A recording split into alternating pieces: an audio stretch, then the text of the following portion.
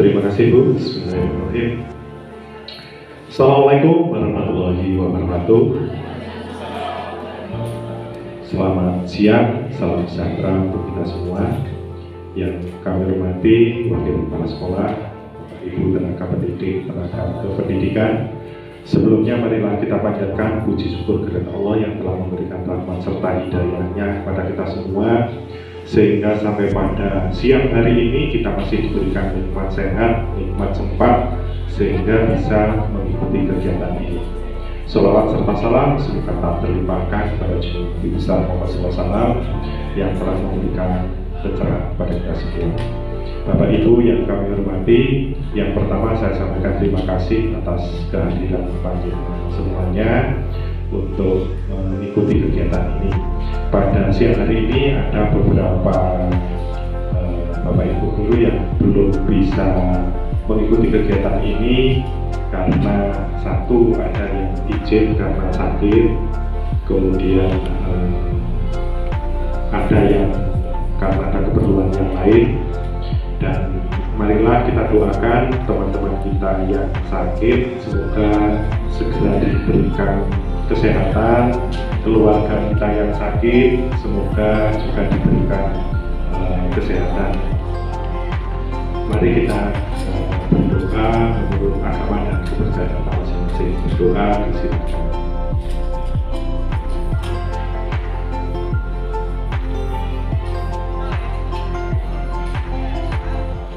Ya, terima kasih. Dan untuk siang hari ini ada beberapa agenda ini nanti yang akan kita laksanakan. Yang pertama, kegiatan kita ini nanti diawali dari diseminasi budaya positif oleh Bu Desi, dan nanti akan dilanjutkan agenda yang lain. Nah, alhamdulillah pada siang hari ini salah satu teman kita yang masuk ke calon guru penggerak angkatan 6. Di sini saya sangat mengapresiasi sekali karena salah satu di Kota Batu ini adalah dari SMP 6, yaitu Bu Desi, dan harapan saya ini tentunya monggo nanti bisa disusul Bu Desi yang lain. Jadi kalau Bu Desi mengawali, nanti ilmunya bisa ditularkan ke Bapak Ibu semuanya. Dan saya berharap Bapak Ibu yang lain juga nanti bisa nyusul sebagai guru penggerak. Nah, untuk kegiatan yang positif ini tentunya monggo Bu Desi akan berbagi ilmunya. Hal-hal yang positif ini bisa kita kembangkan, bisa diadopsi, mana yang bagus bisa kita coba kita kembangkan. Nah, kemudian untuk Bapak Ibu yang lain ini nanti juga harapan saya bisa menyelesaikan modul, karena yang kemarin saya lihat progresnya ini ada beberapa yang sudah, ada yang sudah semuanya, ada yang sudah mengunggah aksi nyata sampai separuh, ada yang belum. Harapan kami ini nanti kita fokuskan lebih banyak untuk melaksanakan, menyelesaikan, mengerjakan dari modul-modul yang harus kita kerjakan.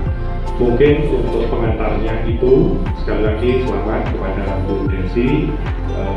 Semoga ilmunya bermanfaat dan Bismillahirrahmanirrahim, diseminasi budaya positif dinyatakan dimulai.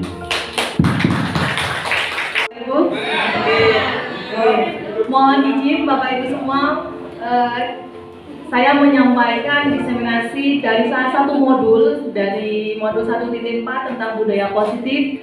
Di sini kami berbagi, mohon kerelaan dan kesediaan waktunya Bapak Ibu. Kami sampaikan terima kasih atas kerelaan dan kesediaan waktunya untuk bisa mengikuti acara ini nanti sampai dengan terakhir.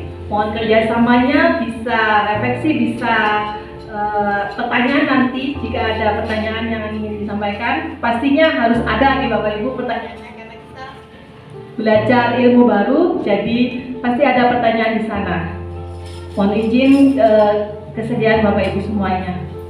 Di sini kami akan mendiseminasikan modul 1.4 yaitu tentang budaya positif. Selamat datang para guru hebat. Di sini mari belajar bersama, berkolaborasi, saling mendukung demi mewujudkan disiplin positif di sekolah kita tercinta. Di sini ada beberapa tahapan nantinya. Konsep utama modul budaya positif yang kami pelajari di sini ada 6 topik, ada 6 subtopik dan rinciannya. Yang pertama yaitu disiplin positif dan nilai-nilai kebajikan universal. Yang kedua, teori motivasi, hukuman dan penghargaan, dan yang terakhir yaitu restitusi. Yang ketiga, keyakinan kelas. Yang keempat, kebutuhan dasar manusia. Yang kelima, restitusi, 5 posisi kontrol seorang guru. Dan yang terakhir yaitu segitiga restitusi. Di sini kita mulai masuk di subtopik yang pertama yaitu perubahan paradigma teori kontrol atau teori pilihan yang di sini disampaikan oleh Dr. William Glasser. Di sini yang pertama yaitu beliau Dr. William Glasser menyampaikan miskonsepsi yang sering terjadi di antara kita, yang sering terjadi dialami oleh para guru. Yang pertama yaitu ilusi guru mengontrol murid. Di sini pada dasarnya kita sebagai guru kadang-kadang memaksa murid untuk melakukan sesuatu yang kita inginkan. Tapi kadang-kadang juga murid menerima apa yang kita inginkan, dan juga di salah satu sisi murid kadang-kadang juga menolaknya, tidak mengikuti perintah kita, tidak mengikuti saran kita sebagai guru. Di sini di teori kontrol menyatakan bahwa semua perilaku manusia, semua perilaku itu memiliki tujuan. Bahkan perilaku yang buruk pun, yang tidak disukai pun oleh siswa, oleh murid-murid kita itu memiliki tujuan.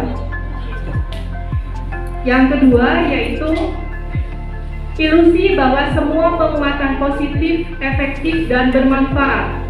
Di sini penguatan positif atau bujukan kita sebagai seorang guru adalah salah satu bentuk-bentuk kontrol kita terhadap murid.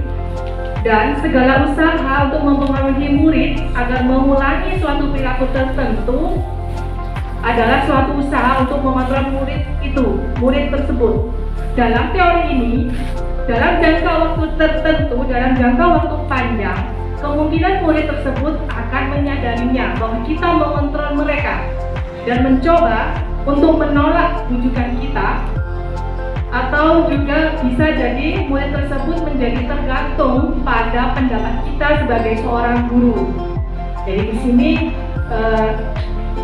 penguatan positif, efektif dan bermanfaat itu sebenarnya kadang-kadang di jangka waktu tertentu, jangka waktu panjang memberikan efek yang negatif. Yang ketiga, ilusi bahwa kritik dan membuat orang merasa bersalah dapat menguatkan karakter. Di sini menggunakan kritik dan rasa bersalah untuk mengontrol murid menuju pada identitas gagal. Jadi kita kalau mengkritik murid itu nantinya membuat murid menjadi berpikir negatif tentang diri mereka sendiri. Kalau kritikannya negatif ya, jadi mereka akan merasa minder terhadap diri mereka sendiri. Dan kadang-kadang kita tidak menyadari bahwa kita melakukan itu. Di sini kadang-kadang kita membuat suara halus ya. Suara halus di sini maksudnya bisikan halus. Suaranya tidak, kita berbicara dengan murid tidak terlalu membentak gitu ya, tidak. Tapi mungkin membisiki, menggunakan suara halus, kita mengkritik mereka. Tapi sebenarnya kritikan itu membuat efek negatif pada diri mereka, diri murid. Jadi murid menjadi semakin minder, semakin berprasangka buruk pada diri mereka sendiri.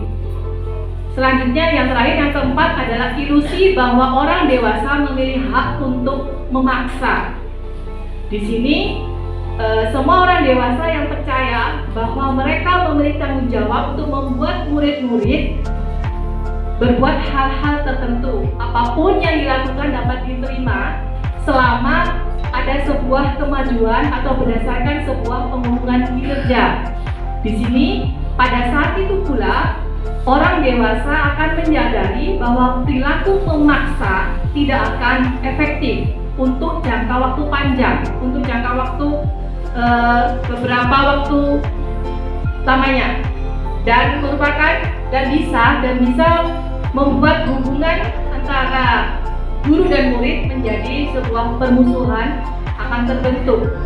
Grundel gitu deh Bapak Ibu ya. Itu mungkin pastinya akan diingat terus seumur hidup murid, karena seperti pengalaman saya pada waktu itu berbagi pengalaman tentang ini, memaksa murid. Guru saya di SD memaksa saya karena saya lemah di bidang matematika. Saya dipaksa untuk mengerjakan soal perkalian di depan kelas, dan kebetulan pada saat itu saya masih kelas 3 SD. Saya ingat saya lemah, saya tidak bisa mengerjakannya, dan saya itu dihukum di depan kelas bersama teman-teman saya yang tidak bisa.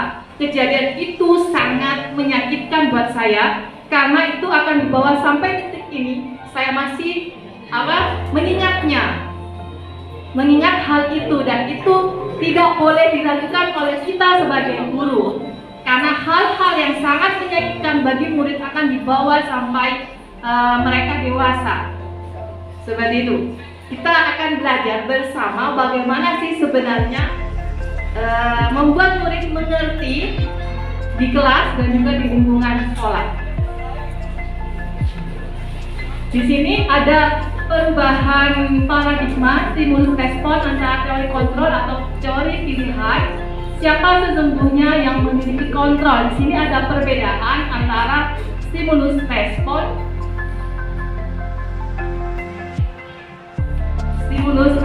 dan juga teori kontrol.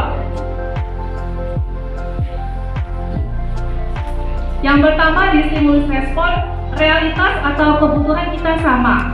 Tetapi di teori kontrol di sebelah kiri dari Bapak Ibu, realitas atau kebutuhanku kita itu sebenarnya berbeda. Yang kedua, di stimulus respon di sebelah kanan Bapak Ibu, semua orang melihat hal yang sama, tetapi sebenarnya setiap orang memiliki gambaran yang berbeda terhadap suatu hal. Yang ketiga, kita mencoba mengubah orang agar berpandangan sama dengan kita, tetapi sebenarnya kita berusaha memahami pandangan orang lain terhadap dunia. Jadi kita memposisikan diri kita yang memahami orang lain terhadap pandangan dunia secara global. Selanjutnya, perilaku buruk dilihat sebagai suatu kesalahan. Sebenarnya, semua perilaku memiliki tujuan. Meskipun perilaku tersebut adalah buruk, pasti ada alasan dan tujuan yang mendasarinya. Orang lain bisa mengontrol saya. Sebenarnya hanya Anda sendiri yang bisa mengontrol diri Anda. Jadi yang mengontrol diri kita adalah kita sendiri dalam segala suatu hal, dan murid juga kita arahkan ke arah yang lebih baik, yang bisa mengontrol diri mereka sendiri. Selanjutnya, saya bisa mengontrol orang lain. Yang benar menurut teori kontrol adalah Anda tidak bisa mengontrol orang lain, tapi kita bisa memfasilitasi mereka bagaimana cara mereka mengontrol diri mereka sendiri.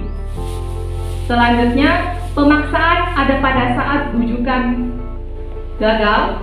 Dan yang kedua, kolaborasi dan konsensus menciptakan pilihan-pilihan baru. Jadi kita nantinya diharapkan untuk berkolaborasi dan membuat kolaborasi dengan murid, teman-teman, rekan sejawat, dan semua pihak yang terlibat di sekolah ini. Dan yang terakhir, model berpikirnya jika stimulus respon itu ada menang, ada kalah. Tapi menurut teori kontrol, model berpikir kita menang sama menang. Jadi tidak ada pihak yang dikalahkan atau dirugikan. Slide selanjutnya. Jadi apa sih sebenarnya disiplin positif di sini? Di sini kami mengutip dari Ibu Diana Koser dosen di tahun 2021 menyatakan bahwa sebenarnya arti kata disiplin berasal dari bahasa Latin yaitu disiplina yang artinya belajar. Disiplin ini juga berkonotasi dengan disiplin diri. Disiplin diri dari murid-murid Socrates dan Plato. Di sini, disiplin diri dapat membuat seseorang menggali potensinya menuju kepada sebuah tujuan, sesuatu yang dihargai dan bermakna. Jadi kita bisa menghargai dan memiliki tujuan dan bermakna bagi diri kita dan orang lain. Tetapi disiplin diri juga, dengan kata lain, disiplin diri juga mempelajari bagaimana cara kita mengontrol diri dan bagaimana menguasai diri untuk memilih tindakan yang mengacu pada nilai-nilai yang kita hargai. Di slide selanjutnya, tapi dalam budaya kita, makna kata disiplin dimaknai menjadi sesuatu yang dilakukan seseorang pada orang lain untuk mendapatkan kepatuhan. Kita cenderung menghubungkan kata disiplin dengan ketidaknyamanan, bukan dengan apa yang kita hargai atau pencapaian suatu tujuan mulia. Jadi di sini ada miskonsepsi tentang arti kata disiplin.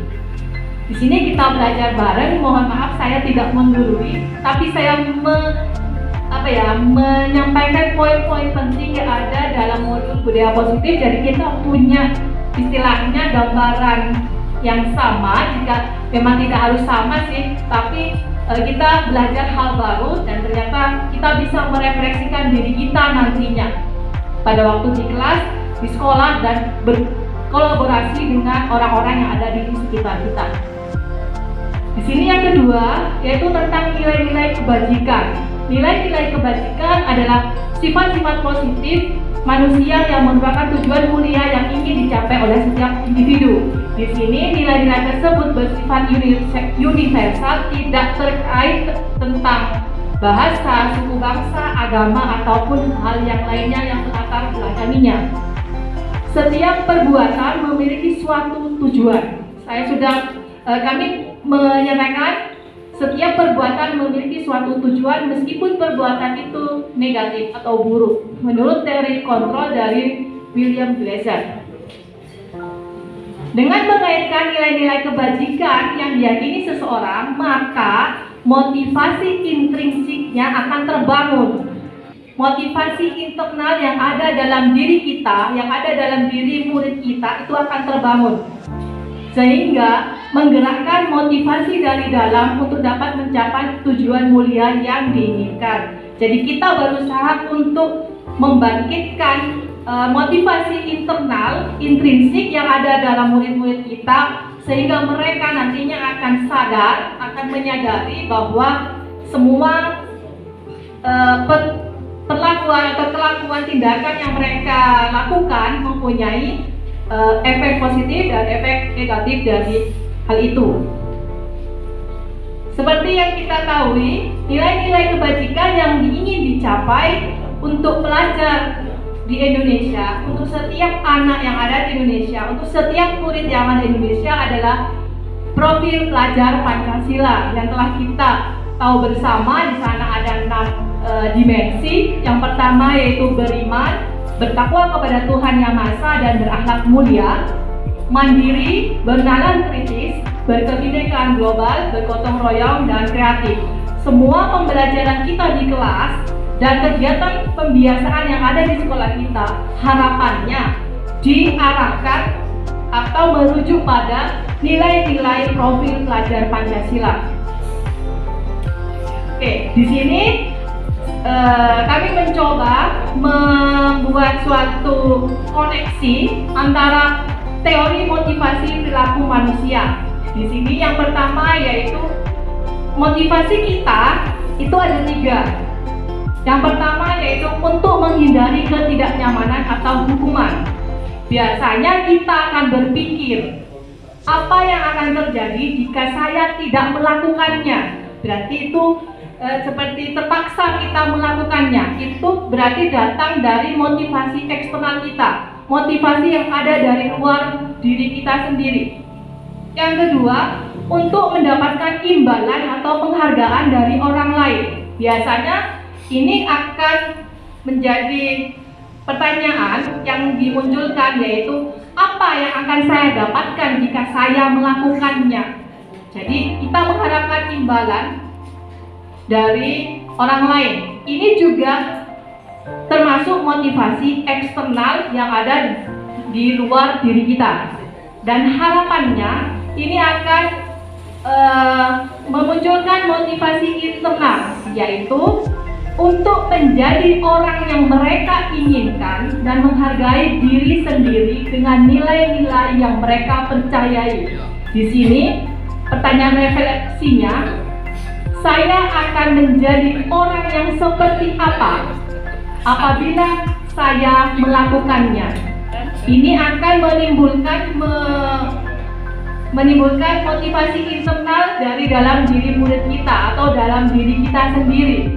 Di sini adalah tujuan dari disiplin positif. Jadi tujuan dari disiplin positif adalah memunculkan motivasi internal dalam diri murid, dalam diri kita sebagai guru untuk melakukan hal-hal yang positif. Kesimpulannya, sebagai pendidik, tujuan kita adalah menciptakan anak-anak yang memiliki disiplin diri sehingga mereka bisa berperilaku dengan mengacu pada nilai-nilai kebajikan universal dan memiliki motivasi intrinsik yang ada dalam diri mereka, bukan ekstrinsik atau motivasi eksternal dari luar diri mereka.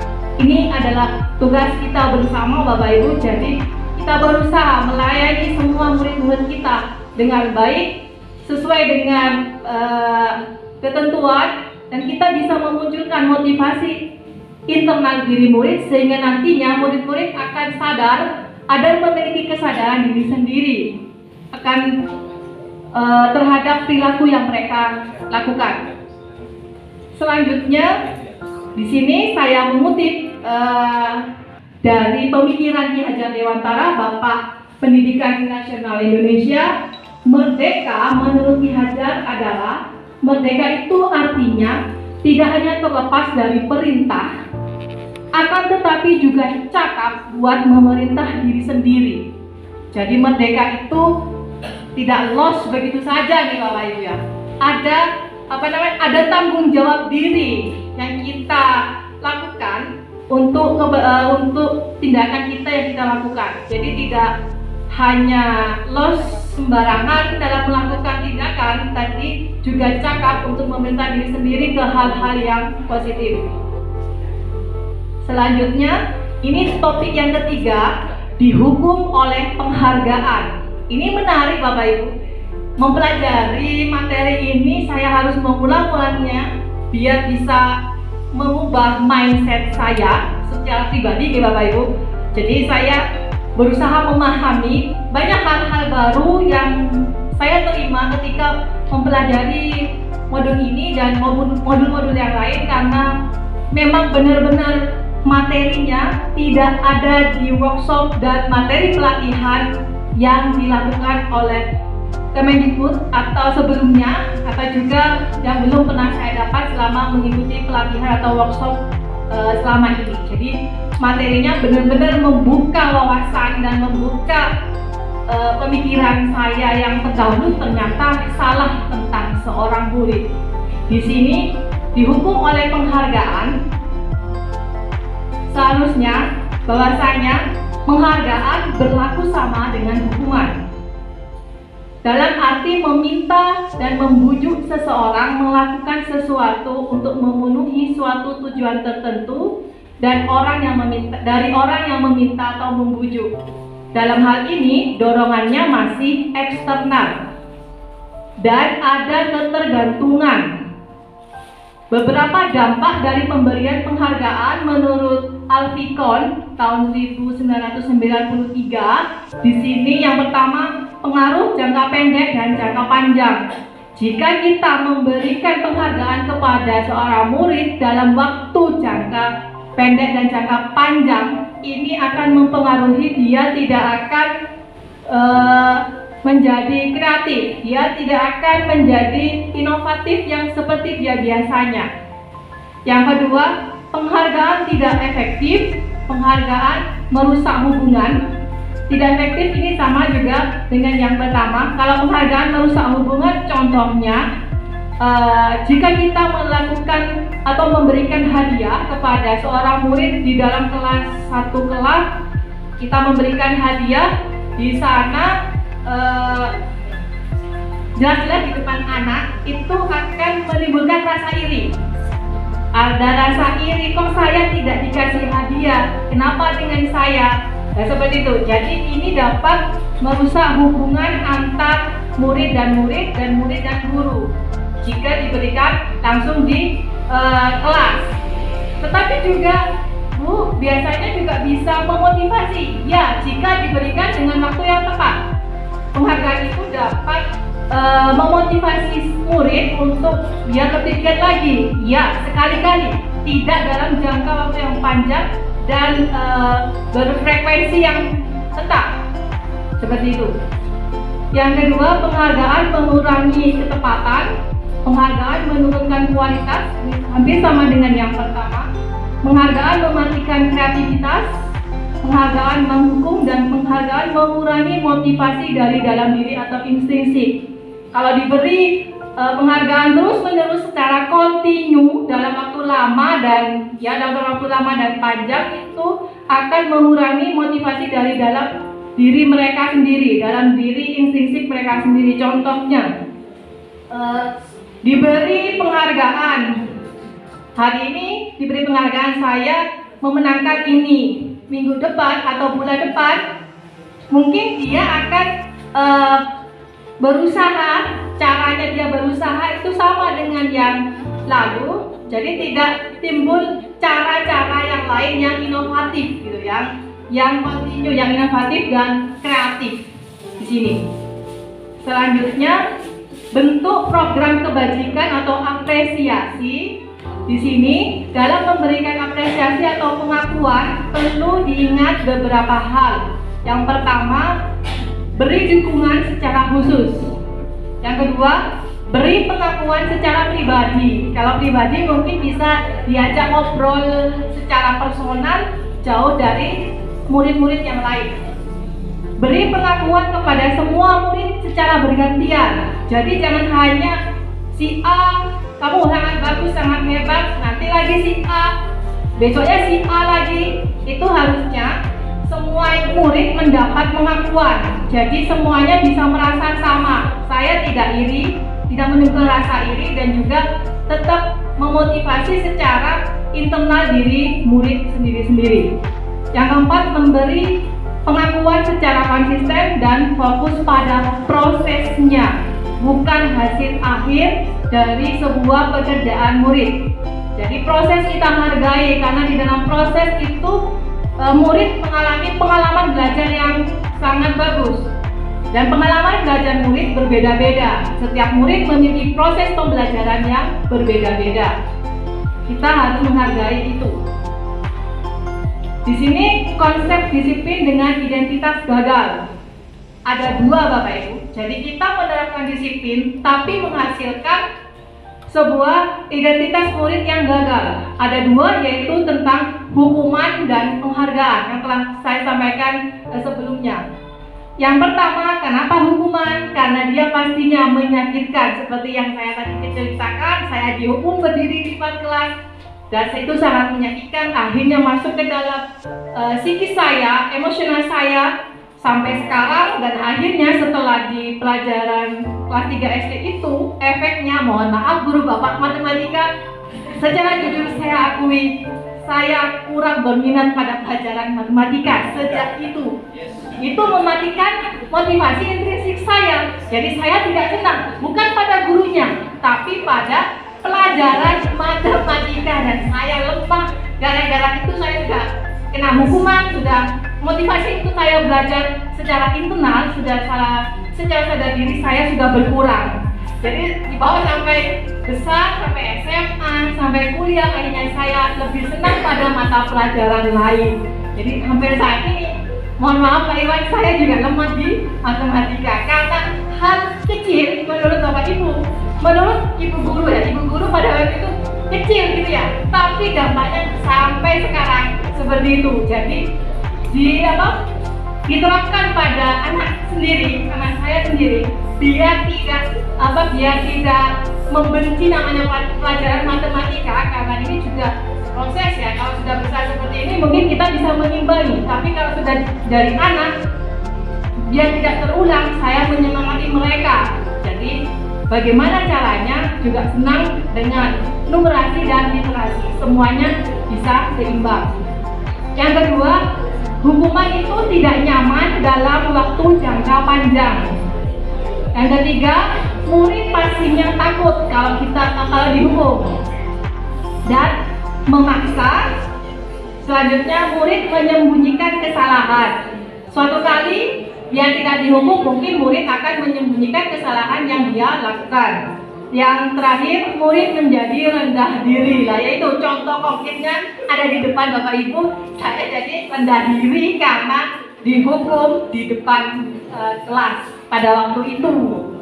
Dan untuk penghargaan juga sama, tidak efektif, merusak hubungan atau sifat iri, memunculkan sifat iri. Yang kedua, mematikan kreativitas, menghukum dengan sistem ranking juga tidak boleh Bapak Ibu. Kita belajar tuntas, tidak ada ranking di dalam suatu kelas. Semuanya tuntas, ranking itu meranking siswa menurut teori dan menurut saya pribadi itu tidak bagus untuk perkembangan motivasi intrinsik internal dari seseorang.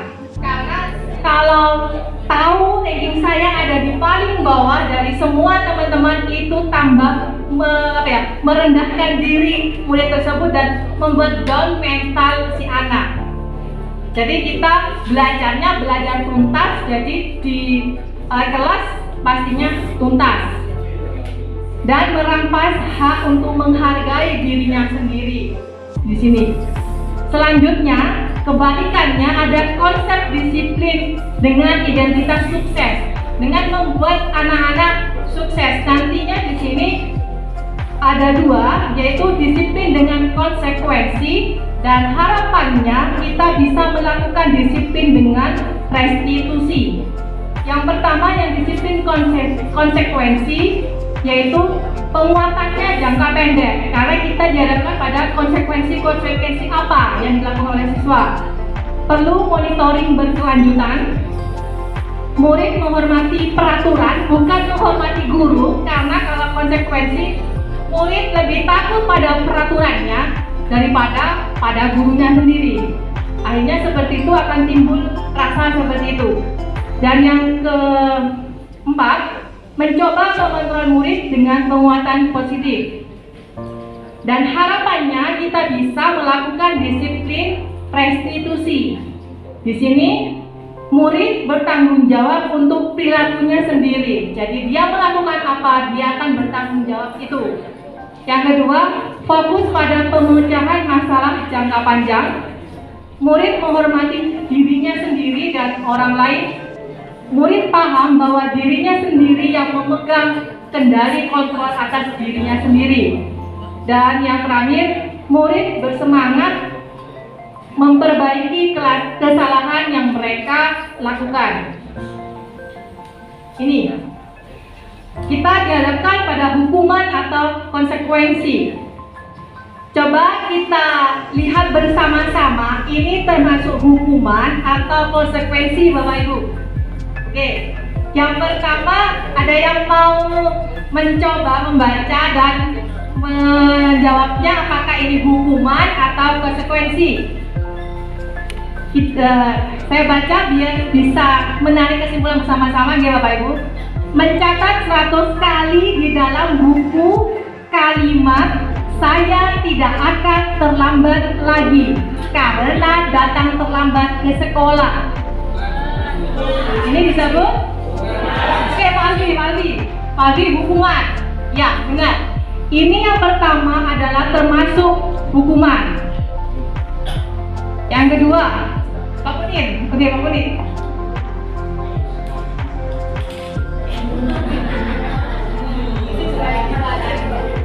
Lari mengelilingi lapangan basket 2 kali karena terlambat hadir di sekolah. Ini yang bisa jawab Pak Agus.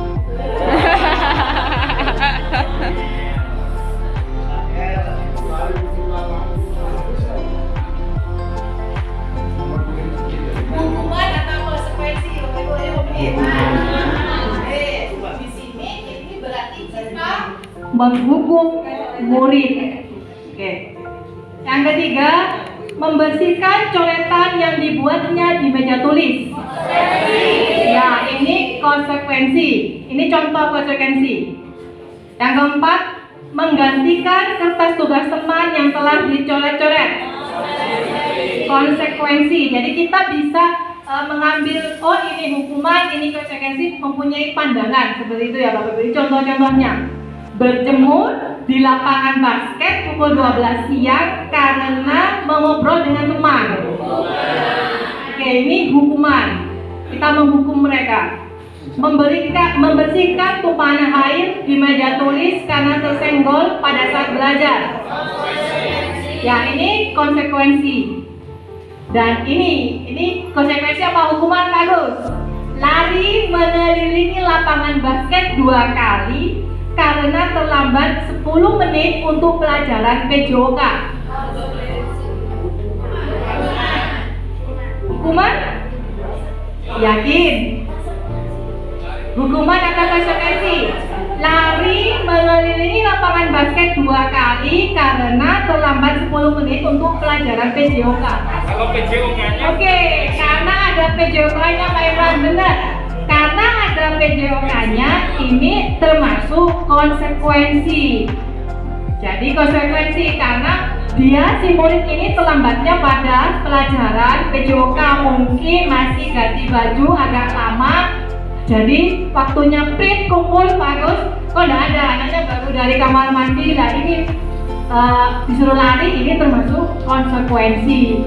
Ini boleh tidak kira-kira? Dari tadi yang saya paparkan, kalau melakukan seperti ini, boleh tidak di pelajarannya Pak Agus atau Pak Hanif? Boleh. Boleh atau tidak? Dari materi yang awal sampai yang barusan saya paparkan? Boleh. Oke, benar, boleh, benar, Pak Ira, Pak Agus boleh. Jadi, karena kita disiplin positif itu kita bisa milih konsekuensi atau harapannya kita sudah masuk pada ranah restitusi. Itu sudah di level akhir, dan yang menang benar-benar tujuan dari disiplin positif itu melakukan nanti segitiga restitusi. Jadi di sini nanti bisa Pak Agus sebagai apa, mungkin kalau anak-anak atau murid-murid terlambat ngumpul bersama-sama bisa dilakukan untuk 1 atau 2 kali saja konsekuensinya. Dan yang terakhir, membersihkan WC sekolah karena mematahkan pensil kawannya. Hukuman. Ya, di sini hukuman. Karena hal ini bukan sepele atau tidak sepelenya ya, tapi kalau membersihkan WC karena sesuatu hal itu secara tidak langsung memberi hukuman kepada murid-murid tersebut. Oke. Ini kita masuk pada pendekatan restitusi. Ini hal yang menarik dan ini benar-benar baru, saya baru mempelajarinya. Di sini konsep disiplin pendekatan restitusi, sebuah cara menerapkan disiplin positif pada murid. Restitusi itu apa? Yaitu proses menciptakan kondisi bagi murid untuk memperbaiki kesalahan mereka sehingga mereka bisa kembali pada kelompok mereka dengan karakter yang lebih kuat, dengan karakter yang lebih baik. Restitusi juga adalah proses kolaboratif yang mengajarkan murid untuk mencari solusi untuk masalah. Jadi yang mencari solusi adalah murid sendiri dan membantu murid berpikir tentang orang seperti apa yang mereka inginkan. Kita sebagai guru membantunya, memfasilitasinya, merefleksikan diri mereka, membantu merefleksikan diri mereka. Kalian inginnya seperti apa? Nah, seperti itu. Dan bagaimana mereka harus memperlakukan orang lain. Jadi di restitusi ini tidak hanya memikirkan diri sendiri, tetapi juga harus memikirkan orang lain. Contoh, jika saya melakukan rame di kelas gitu ya. Jadi jika seorang anak A rame di kelas, dia rame saja. Dia tidak memikirkan lingkungan yang ada di kelas itu, lingkungan yang ada pada teman-teman mereka, apakah temannya senang akan kebisingan atau tidak. Mereka tidak sadar, mereka tidak memikirkan orang lain. Ciri-cirinya, ciri-ciri restitusi di sini yang pertama, bukan untuk menebus kesalahan, namun untuk belajar dari kesalahan. Jadi mereka belajar, saya salahnya ini, saya harus ngapain, solusinya apa, seperti itu. Memperbaiki hubungan, tawaran bukan paksaan. Jadi tidak dipaksa, si murid itu kita tidak melakukan pemaksaan kepada si murid. Menuntun untuk melihat ke dalam diri. Jadi refleksi diri itu penting, Bapak Ibu. Ini tidak hanya untuk murid, tetapi untuk kita semua, seorang pendidik, seorang guru, dan juga mungkin posisi kita di rumah juga bisa kita refleksikan secara mandiri. Memberi kebutuhan dasar yang mendasari tindakan, fokus pada karakter, bukan tindakan. Jadi pada karakter diri murid kita. Menguatkan dan fokus pada solusi. Jadi solusi bisa dimintakan dari siswa atau murid tersebut. Dan yang terakhir, mengembalikan murid yang berbuat salah pada kelompoknya dengan lebih kuat, dengan lebih baik. Di sini. Selanjutnya dari restitusi ini, kita akan beranjak pada materi membuat keyakinan kelas. Keyakinan kelas ini seperti kita di awal-awal, mungkin Bapak Ibu Guru sudah melakukannya di awal semester dulu, di bulan Juli sebelum pembelajaran dimulai. Kita kadang membuat kesepakatan kelas gitu ya. Kesepakatan kelas dengan siswa murid kita. Wali kelas dengan siswanya di kelas, guru dengan siswanya di kelas. Ini hanya kesepakatan. Di sini kita akan menguatkannya menjadi sebuah keyakinan. Sepakat dan yakin lebih kuat keyakinannya, Bapak Ibu. Jadi kita menguatkannya pada keyakinan kelas. Nantinya keyakinan kelas kita bisa kembangkan pada keyakinan sekolah. Jadi tidak hanya sepakat. Sepakat tidak yakin tidak akan dilakukan. Jadi kalau kita sudah sepakat akan menginjakkan pada keyakinan kelas sehingga bisa dilakukan bersama-sama antara guru dan murid. Jadi tidak hanya murid saja yang melakukan, guru juga melakukannya. Di sini mengapa keyakinan kelas, mengapa tidak peraturan kelas saja, seperti itu tadi. Coba kita amati pertanyaan pemantik ini. Kita coba menjawabnya. Yang pertama yaitu mengapa kita memiliki peraturan tentang penggunaan helm pada saat mengendarai kendaraan roda 2 atau motor. Kenapa Bapak Ibu? Mengapa kita memakai helm? Untuk apa sih? Untuk keamanan, untuk keselamatan. Benar, kita yakin itu kan. Keselamatan, keamanan itu merupakan sebuah keyakinan kita.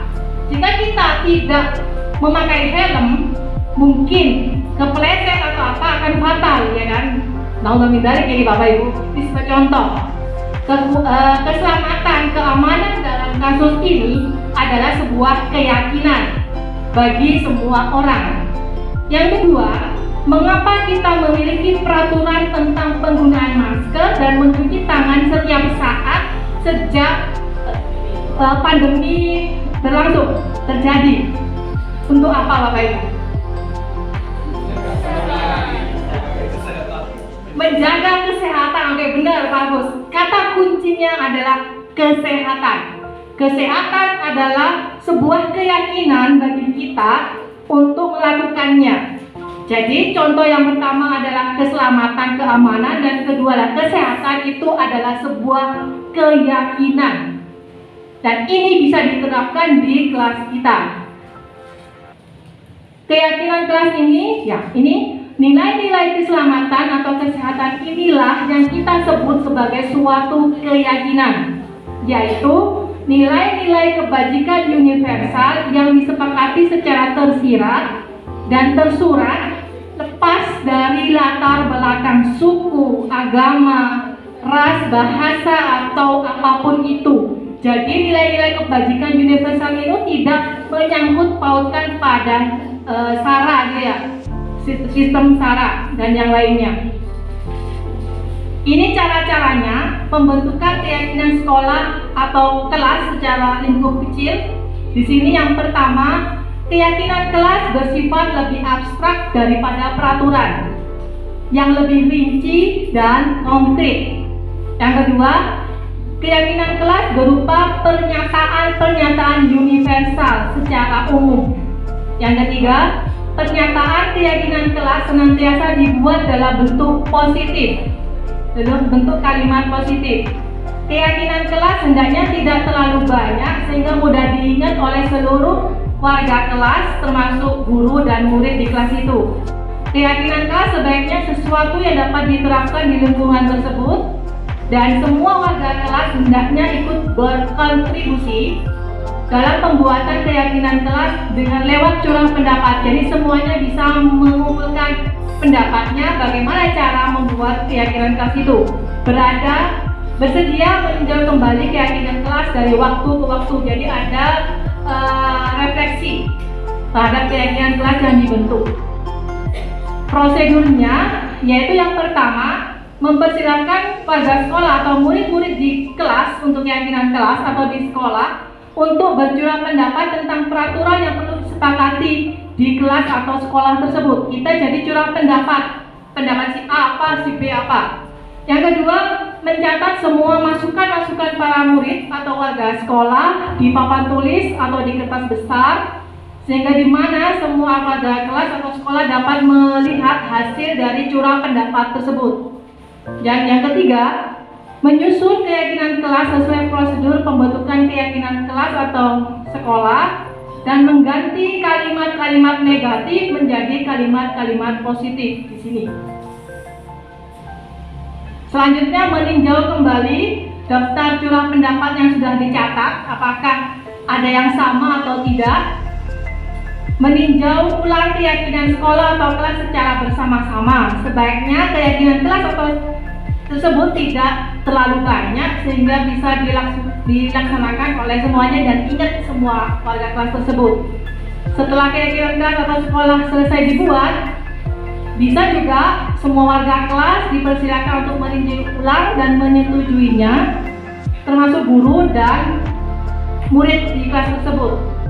Setelah itu bisa diletakkan di dinding kelas dan tempat sehingga semua warga kelas bisa melihatnya dan mengingatnya untuk dilaksanakan bersama-sama. Jadi tidak hanya murid saja, tetapi juga guru melakukannya. Ini contoh yang saya buat di kelas 7C. Saya putarkan videonya, ini linknya tidak bisa. Ya.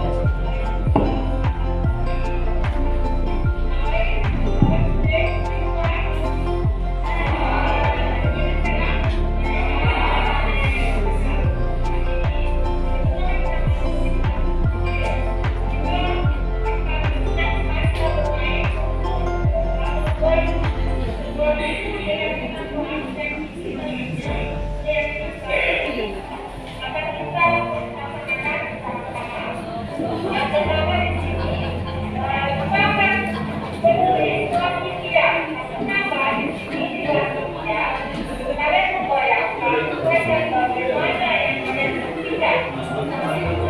sini pertama saya meminta siswa membayangkan kelas impian seperti apa yang mereka inginkan.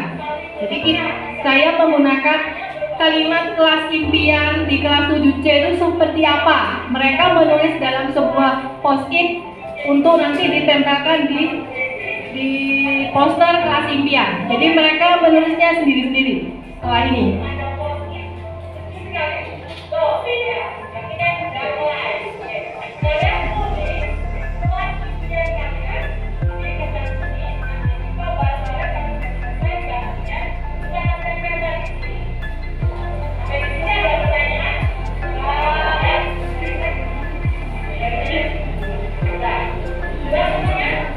Saya minta tolong Bu Novita untuk merekamnya. Nah ini, mereka menulis kelas impian yang mereka inginkan seperti apa. Mereka bebas, tidak ada nama di kertas itu. Jadi ada nama ya, oh ya mereka minta diberi nama. Sebenarnya tidak nama juga tidak apa-apa. Mereka meminta menuliskan nama mereka, jadi mereka menuliskannya.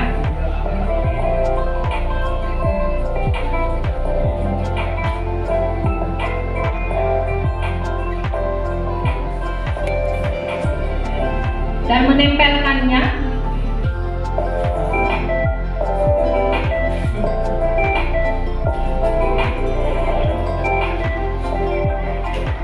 setelah menempelkannya, saya minta satu siswa untuk membacakan keyakinan kelas yang hampir sama, nanti dibuat di keyakinan kelas, saya tuliskan di sana. Kami rangkum bersama-sama.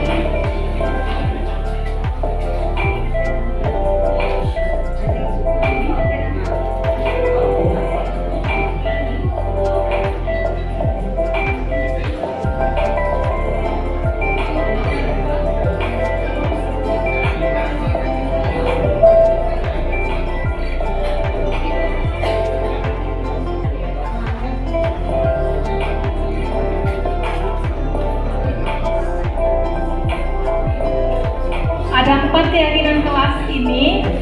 Kita menjaga kebersihan kelas, kita saling menghormati dan menghargai, kita saling menyayangi teman dan juga guru. Dan terakhir, suasana kelas menyenangkan. Saya izin pada Bu Fitri di kelas 7C, hasil ini juga saya tempel di belakang di tembok sisi belakang di kelas 7C.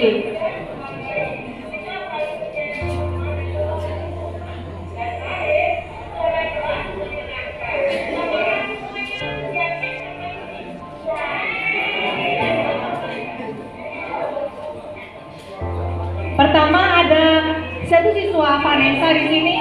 Pada waktu saya menanyakan apakah kalian yakin tentang keyakinan kelas ini dia menggelengkan kepala? Saya tanya lagi, kita beri penjelasan, akhirnya paham.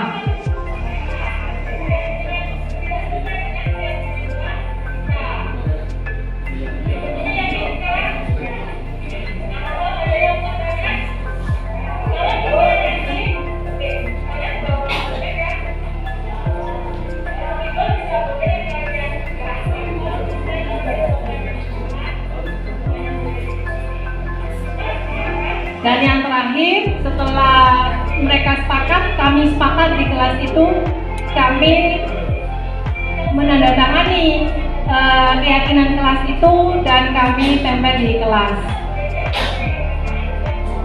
Pada waktu saya masuk, saya tanya, kalau tidak bersih, saya refleksikan mereka yang kan ditempel di tembok belakang. Saya tanya mereka jadi ingat untuk tetap menjaga kebersihan kelas.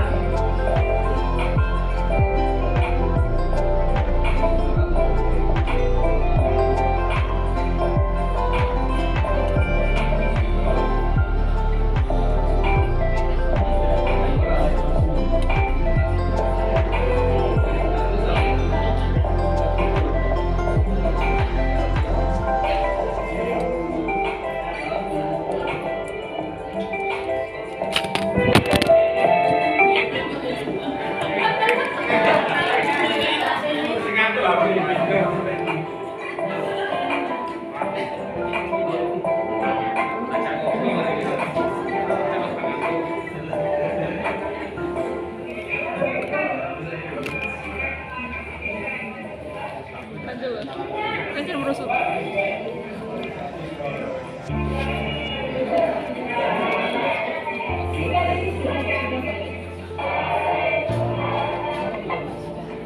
Ini hasilnya, Bapak Ibu bisa melihat langsung di kelas 7C, masih ada. Yang terakhir saya lihat masih tempel di sana.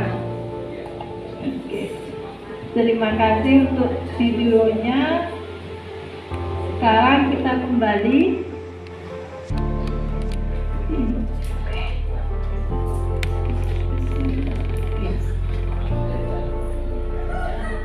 Ini Mbak. Oh ya. Di sini kita diingatkan kita punya kebutuhan dasar sebagai manusia, Bapak Ibu. Yang pertama yaitu kebutuhan bertahan hidup atau survival, kebutuhan untuk makan, minum, mempunyai tempat tinggal. Kebutuhan biologis itu termasuk kebutuhan bertahan hidup. Dan yang kedua, kebutuhan akan kasih sayang dan rasa diterima, kebutuhan untuk diterima. Jadi mungkin di kelas murid-murid kita yang agak nyeleneh mungkin ya, itu mungkin butuh perhatian kita, butuh kasih sayang kita secara pribadi kepada si murid tersebut. Yang ketiga, kebutuhan penguasaan, kebutuhan pengakuan atas kemampuan murid. Dan yang keempat, kebebasan, kebutuhan akan pilihan. Dan yang terakhir yaitu kebutuhan kesenangan, kebutuhan untuk merasa senang. Jadi jangan lupa di mana-mana kita harus senang, bersenang-senang di mana-mana. Kesimpulannya di sini, dengan memahami konsep 5 kebutuhan dasar, kita dapat menggerakkan murid untuk mencari cara positif untuk memenuhi kebutuhan dasar mereka. Kita dapat membimbing murid menemukan solusi atas permasalahannya sendiri. Karena ketika seorang murid melakukan suatu perbuatan yang bertentangan dengan sila-sila kebajikan atau melanggar peraturan, hal itu sebenarnya dikarenakan mereka gagal memenuhi kebutuhan dasar mereka. Jadi jika anak ada hal yang nyeleneh yang dia lakukan, itu pasti salah satu kebutuhan dasarnya tidak terpenuhi. Itu sudah secara masuk akal jika mereka membuat kegaduhan gitu ya di kelas. Itu pasti ada satu atau lebih dari kebutuhan dasar mereka yang tidak terpenuhi. Di sini kita masuk pada posisi kontrol kita sebagai guru dalam menghadapi murid yang bermasalah. Yang pertama, sebagai penghukum, kita terus menghukum murid.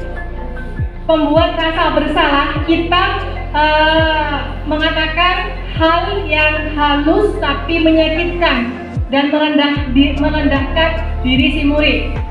Perilaku sebagai teman, ya sudah tidak apa-apa, seperti itu ya contoh kalimatnya. Kita memantau murid, maksudnya di sini kita mengambil buku SAB, kamu salahnya ini, berapa poinnya, itu termasuk posisi pemantau. Dan yang terakhir, harapannya kita sebagai guru bisa memposisikan diri kita sebagai seorang manajer dalam memfasilitasi murid yang melakukan pelanggaran. Saya beri contohnya dalam kalimat-kalimat dalam satu kasus seperti ini.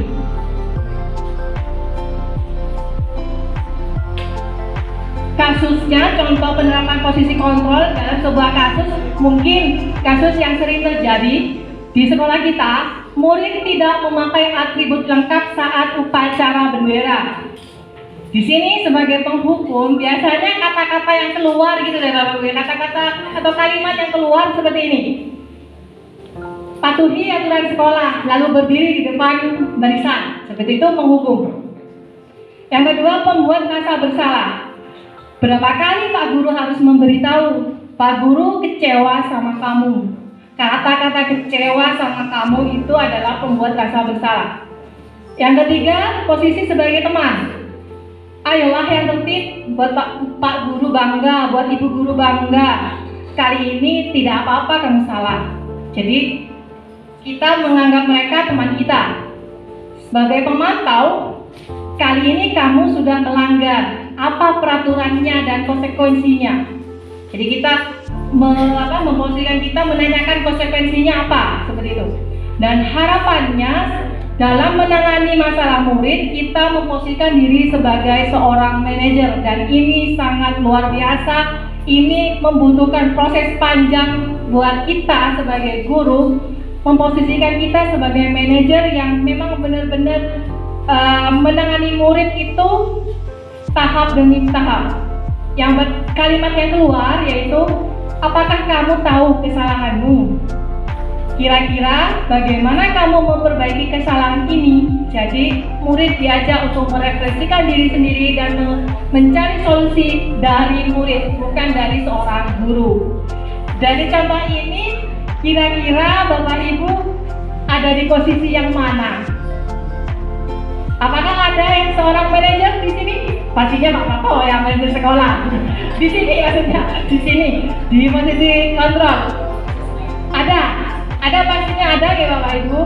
Mungkin suatu saat kita berada di seorang manajer, tapi suatu saat saya masih berada di pemantau, itu tidak apa-apa. Jadi kita bisa membalanskan, menyeimbangkan antara posisi pemantau dan manajer. Tapi harapannya juga kita tidak melakukan di posisi seorang penghukum, karena efek negatifnya lebih banyak daripada posisi-posisi kontrol yang lain, penghukum dan pembuat rasa bersalah. Selanjutnya, kesimpulannya, sebagai guru untuk mewujudkan disiplin positif yang berpihak kepada murid, maka kita diharapkan mampu memampukan diri untuk berada dalam posisi kontrol manager. Posisi di mana guru berbuat sesuatu bersama dengan murid, mempersilakan murid mempertanggungjawabkan perilakunya, mendukung murid agar dapat menemukan solusi atas permasalahannya sendiri. Dan murid kita ajak untuk menganalisis kebutuhan dirinya maupun kebutuhan orang lain. Di sini penekanan bukan pada kemampuan membuat konsekuensi, tetapi dapat berkolaborasi dengan murid bagaimana memperbaiki kesalahan yang ada dan menguatkan murid untuk kembali kepada kelompoknya dengan lebih kuat, dengan lebih baik. Dan sesi yang terakhir adalah ini cara dalam melakukan segitiga restitusi, dalam melakukan pendekatan kepada murid untuk menerapkan disiplin positif. Di sini di segitiga restitusi, bentuknya segitiga, dimulainya membacanya dari bawah. Yang pertama adalah menstabilkan identitas. Di sini maksudnya kita semua akan melakukan hal terbaik yang bisa kita lakukan. Di sini ada kalimat contohnya, dimenstabilkan identitas di sini. Setiap orang pasti pernah melakukan kesalahan. Itu kalimat yang keluar. Merefleksikan diri dulu. Identitasnya anak kita kuatkan dulu meskipun dia salah. Kamu bukan satu-satunya yang pernah melakukan ini. Nanti saya juga mendemonstrasikannya dalam video. Setelah menstabilkan identitas, kita menguatkan murid meskipun dia salah. Kita akan memvalidasi tindakan yang salah tersebut, yaitu karena semua perilaku memiliki alasan meskipun perilaku tersebut salah, pasti ada alasannya. Contoh kalimatnya di sini, di sisi sebelah kiri, kamu tentunya punya alasan mengapa melakukan hal ini.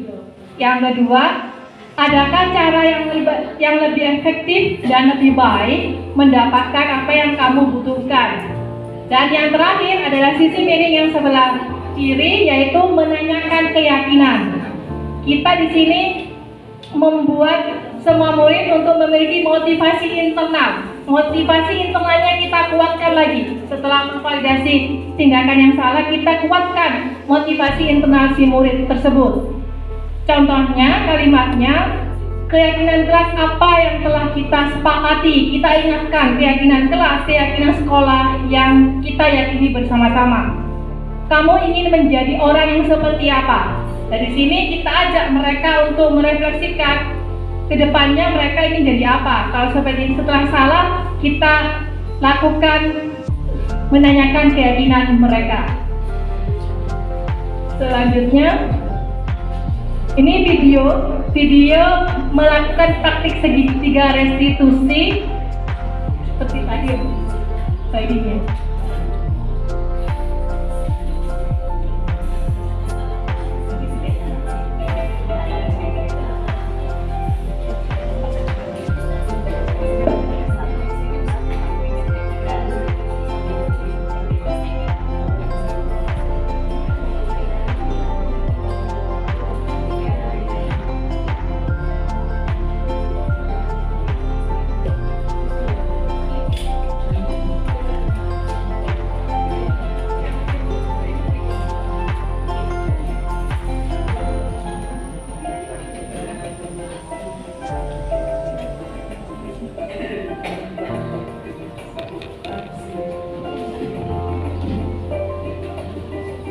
Tadi langkah-langkahnya.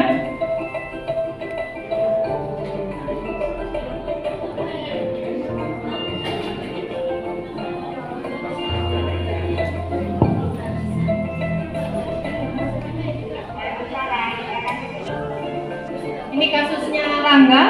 Saya ambil satu kasus yang ada dua kasus sebenarnya. Kita lihat yang kasus pertama.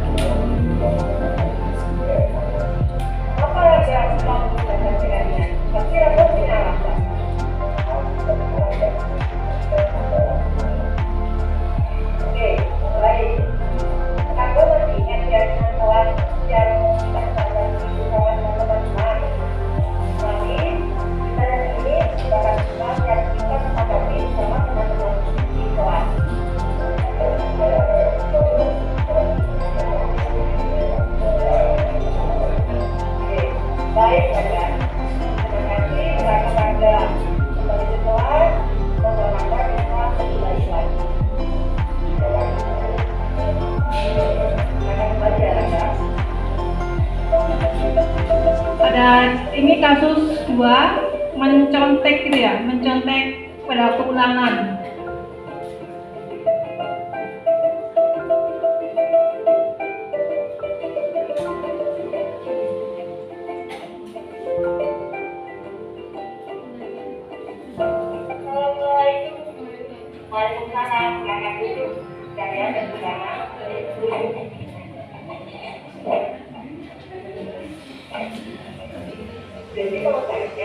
Kenapa tadi pada waktu ulangan kelas saya bekerja sama.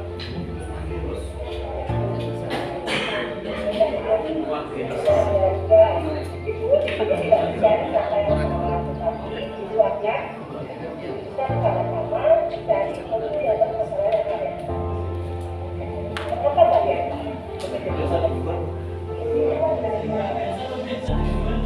Ada juga yang masalah kita pada waktu di awal-awal apa itu yang masalah kita sama yang tidak boleh menjawab harus banget maksudnya kalian kalau sudah bisa itu jadi orang seperti apa sih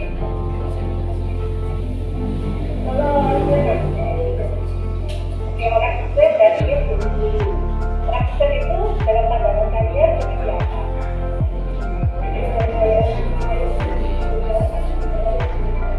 Oke, benar. Menghargai orang lain dan bisa menjawab atas tinggalnya kita. Tapi saya yakini keyakinan sekolah yang telah kita bangun bersama dengan teman-teman di kelas dan juga pada hari ini kirana dan saya dapat berbagi diri dari sekolah itu. Terima kasih. Silakan kembali ke sekarang. Semoga sukses, semangat dan sehat.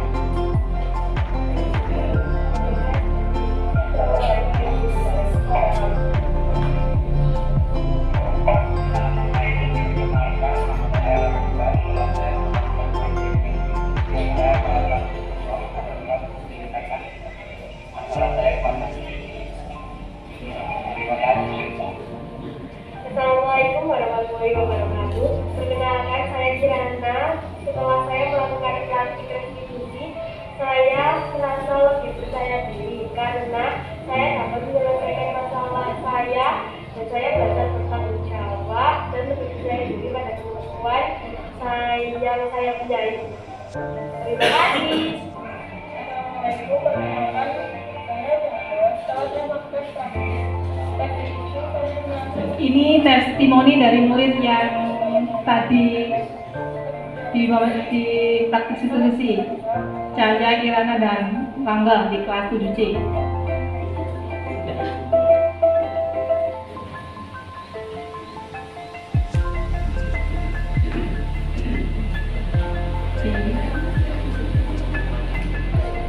Mohon izin Bu Ana, mungkin tinggal beberapa menit lagi.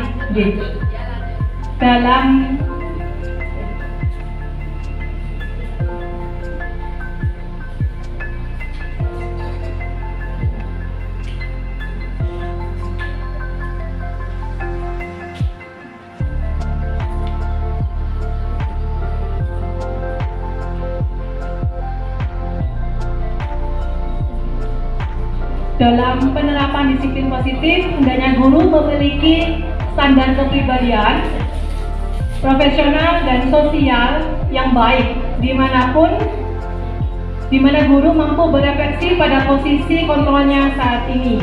Bagaimana perjalanan dirinya menjadi sebagai seorang among atau dalam posisi kontrol manager yang menuntun murid-murid menjadi insan yang mandiri, merdeka, dan bertanggung jawab.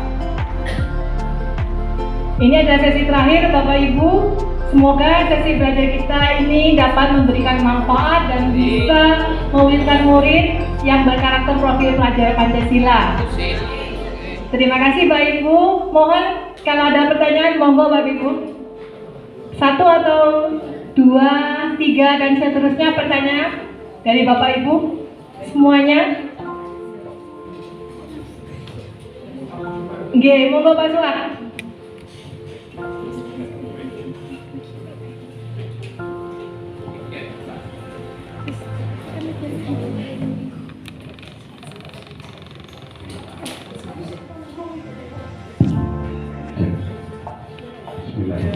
Assalamualaikum warahmatullahi wabarakatuh.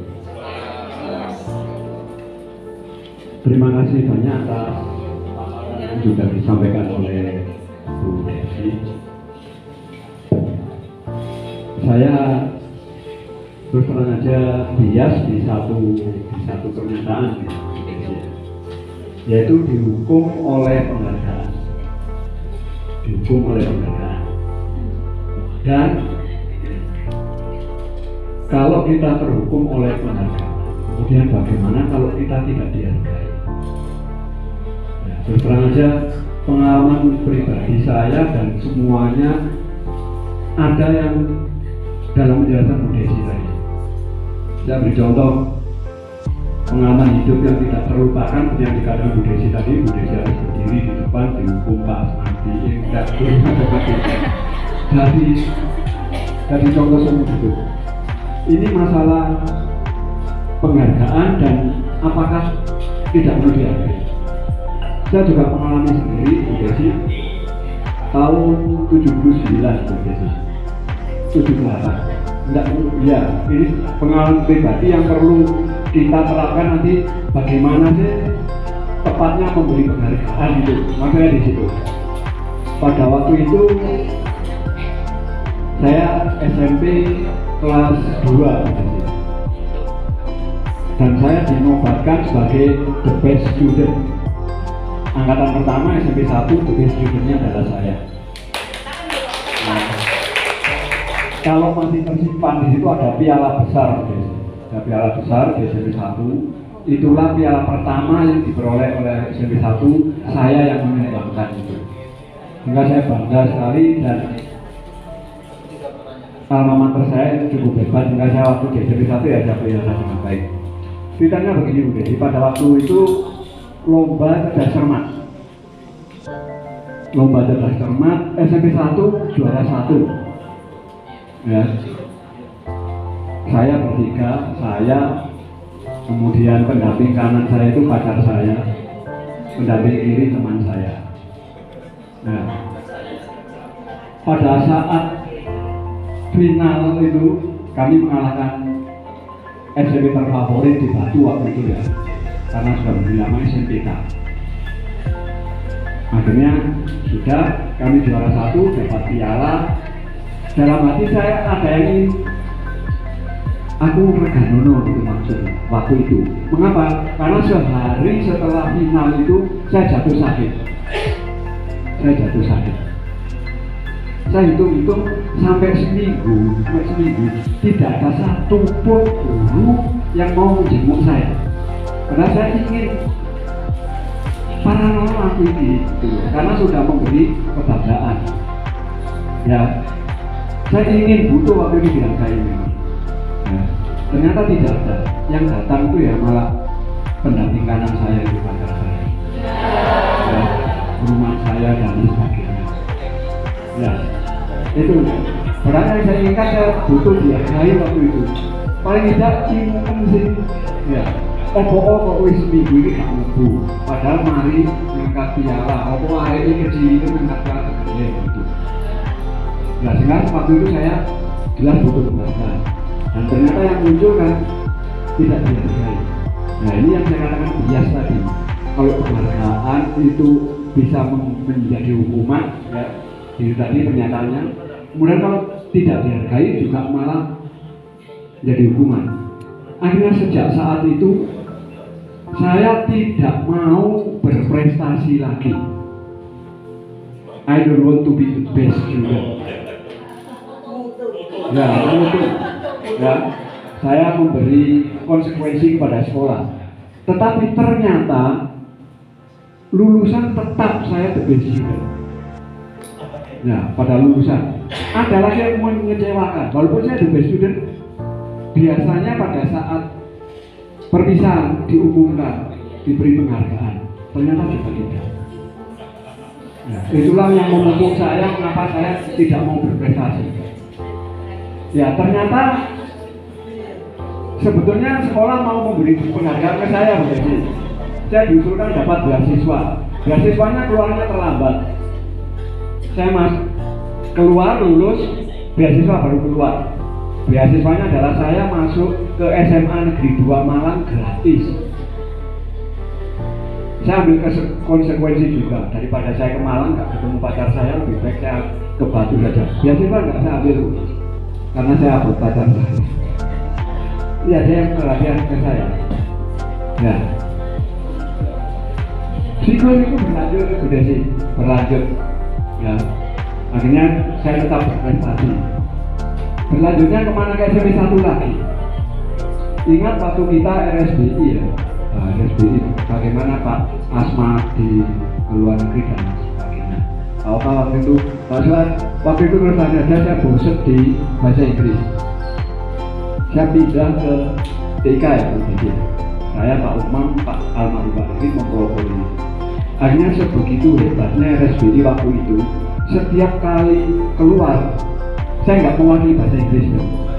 Saya bersama Pak Rifik mewakili, begitu menonjol yang pembelajaran online dan sebagainya. Saya dan Pak Rifik terus terang saja waktu itu pingin dihargai seperti Pak Asmadi. Pingin, betul. Jawabannya direktorat begini udah sih, wis gawe paspor, buat paspor saya, sama Pak. Oke, gawe paspor kan gratis. Saya ingin dihargai, saya begini orang luar gitu. Paspornya sampai saksi itu sampai sekarang. Ternyata jawaban dari direktorat oleh sekolah duit ya berjalan sama Pak Arifin sama Pak Suat Mati itu disampaikan ke saya itu oleh Pak Eka. Wis Pak Ibi kayak mau dewi mendelep menewis nggak bisa terlalu. Nah itu kan artinya dihukum oleh penghargaan, tapi penghargaan tidak turun juga malah tidak dihargai. Nah, sehingga terus itu membekas. Sehingga mengapa saya katakan bias tadi, seharusnya untuk menimbulkan motivasi kepada siswa itu, apakah kita harus dihukum oleh penghargaan atau tidak dihargai? Karena kalau berdasarkan pengalaman yang saya ceritakan tadi berdampak sekali semua. Nah, inilah yang perlu kita pikirkan ya. Tidak saya membantah dan lain sebagainya, tidak. Ya, dari pengalaman ini ternyata memang bagus sekarang ini apa yang disampaikan oleh dia dan sebagainya. Sendiri itu kalau saya mengikuti dari modelnya luar biasa. Nah, tiba pada giliran untuk yang disampaikan tadi, ini saya hanya share saja apa yang saya alami. Saya butuh penghargaan tidak dihargai, tapi pada saat harus ada penghargaan, saya malah mendukung penghargaan itu. Bukan dukung, tapi dukung. Tidak mau sekolah ke SMA 2, lebih baik ke Batu saja. Terima kasih, Bu Desi. Bila topik kali saya, Assalamualaikum warahmatullahi wabarakatuh. Oke, baik Pak Suat. Oke. Terima kasih Pak Suat atas pertanyaannya dan cerita dihukum oleh penghargaan. Oke. Dalam mempelajari modul ini memang saya harus benar-benar mengubah mindset saya karena di sini seperti kasus Pak Suat, kasus khusus nih Pak Suat. Oke.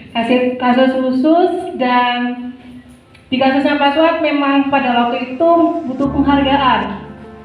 Tapi kita juga punya beberapa cara mengapresiasi bahasanya ya. Mengapresiasi di sini mungkin pada saat itu warga sekolah atau komponen sekolah belum memberikan secara pribadi maksudnya selamat, ucapan selamat itu memang kadang-kadang saya ingin mendengar ucapan selamat dari teman saya seperti itu ya, tapi saya tidak mendapatkannya. Jangan khawatir Pak Suat, kita harus tetap menguatkan motivasi kita, motivasi internal kita untuk tetap berprestasi. Itu penting Pak Suat. Harus tetap semangat. Karena di sini salah satu caranya dalam untuk murid kita bisa memberikan dukungan secara khusus dan personal. Selain itu, kita juga bisa memberi pengakuan murid secara bergantian dan konsisten dan kita menghargai prosesnya. Nah di sini dalam kasusnya Pak Suat khusus, jadi seharusnya secara logika dan kenyataan pada saat itu, pada kondisi itu pihak sekolah seharusnya memang harus memberikan apresiasi meskipun tidak berupa nilai materi nih Pak Suat, tidak nilai materi tapi ucapan dukungan secara personal pada waktu Pak Suat sakit itu seharusnya pihak sekolah pada waktu itu lebih peka, lebih peka terhadap kondisi seperti itu. Seharusnya seperti itu. Bukannya menyalahkan pihak sekolah atau yang lain-lain, mungkin pada saat itu situasinya juga berbeda. Mungkin ada hal-hal yang memang tidak bisa diungkapkan, tapi tidak bisa diutarakan kepada Pak Sot secara langsung, tapi mungkin dengan cara yang lain. Tapi harapannya, meskipun kita tidak diapresiasi nih Bapak Ibu, meskipun kita tidak diberi ucapan selamat oleh teman-teman kita, tapi kita tetap harus konsisten mengembangkan diri, potensi diri untuk lebih baik, berprestasi semampu kita dan kita mampukan untuk berprestasi. Itu wajib. Semoga kami doakan nanti Pak Suat semoga apresiasinya langsung dari Allah ya Pak Suat. Amin. Amal jariah, dan juga nantinya semoga Pak Suat nanti bisa melakukan ibadah haji dan umroh, jadi itu apresiasi bisa ke luar negeri. Bareng-bareng, amin. Bareng-bareng dengan laga sekolah SMP 6. Tapi amin, semoga itu terwujud. Dan jangan patah semangat Bapak Ibu, meskipun kita tidak diapresiasi, tidak diberi penghargaan dalam bentuk materi, tapi itu menjadi amal sebuah jalan kita, dan itu akan kembali tidak hanya kepada kita sendiri, tetapi pada anak kita, saudara kita, keluarga kita.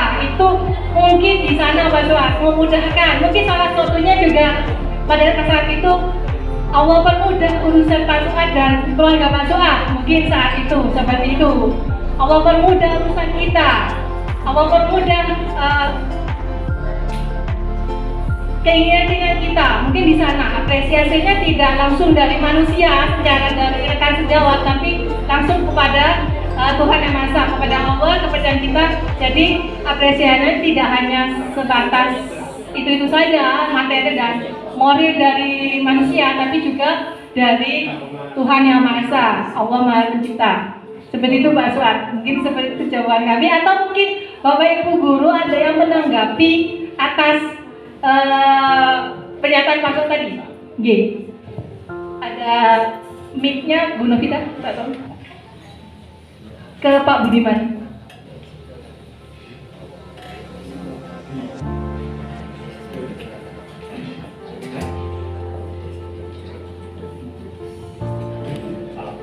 Terima kasih Ibu Desi.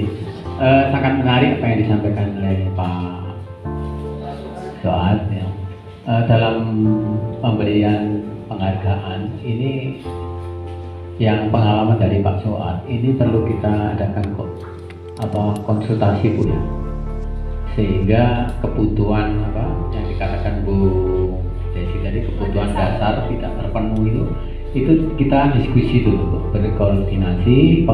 Penghargaan itu sebagaimana yang pas gitu ya, itu hendaknya seperti itu.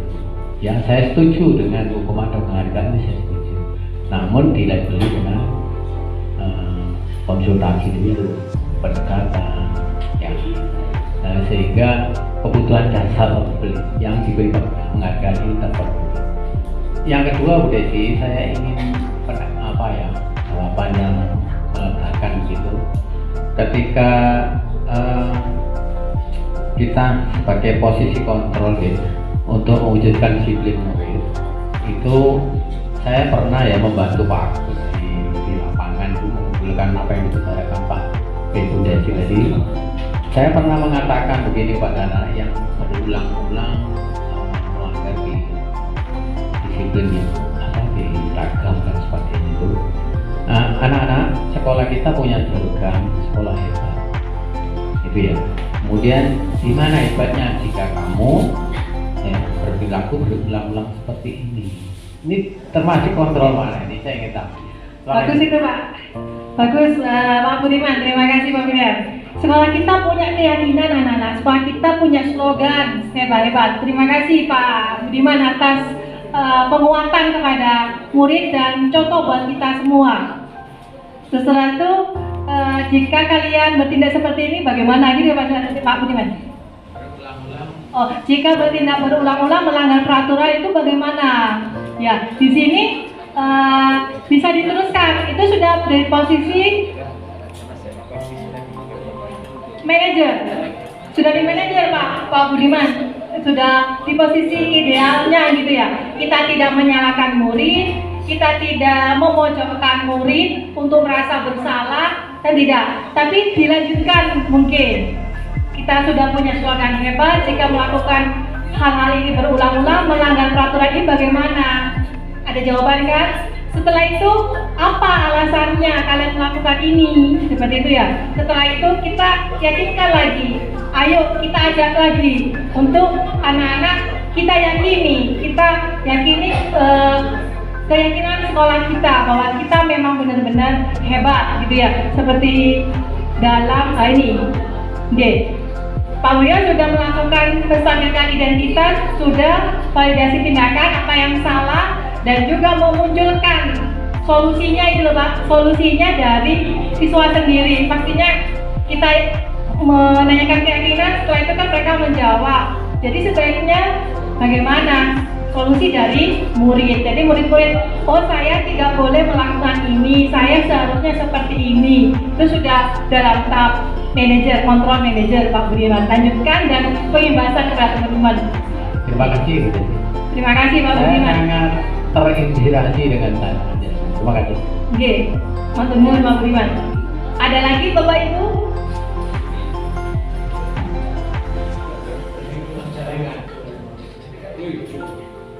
Ada lagi Bapak Ibu?